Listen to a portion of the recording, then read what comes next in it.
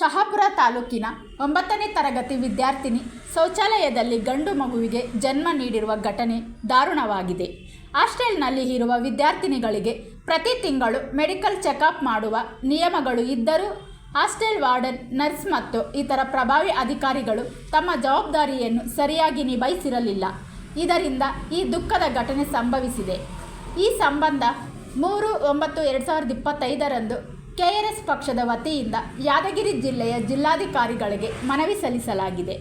ಯಾದಗಿರಿ ಜಿಲ್ಲಾ ಉಪಾಧ್ಯಕ್ಷರು ಶರಣಬಸವ ಕಮಲಾಪುರ ಈ ಘಟನೆಯನ್ನು ತೀವ್ರವಾಗಿ ಖಂಡಿಸಿದ್ದಾರೆ ಮತ್ತು ಸಂಬಂಧಪಟ್ಟ ಅಧಿಕಾರಿಗಳ ವಿರುದ್ಧ ಕ್ರಮ ಕೈಗೊಳ್ಳುವಂತೆ ಒತ್ತಾಯಿಸಿದ್ದಾರೆ.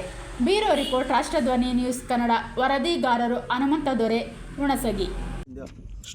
ನಮಸ್ಕಾರ ಬಂಧುಗಳೇ, ಶರಣಬಸು ಕಮಲಾಪುರ ಅಂತ ಯಾದಗಿರಿ ಜಿಲ್ಲಾ ಉಪಾಧ್ಯಕ್ಷ KRS ಪಾರ್ಟಿ. ಇವತ್ತು ಮೊನ್ನೆ ನಡೆದಿರುವಂಥ ಘಟನೆ, 9ನೇ ತರಗತಿ ಓದ್ತಿರುವಂಥ ಹೆಣ್ಣು ಮಗು ಒಂದು ಗಂಡು ಮಗುವಿಗೆ ಜನ್ಮ ಕೊಟ್ಟಿರ್ತಾಳೆ ಶೌಚಾಲಯದಲ್ಲಿ.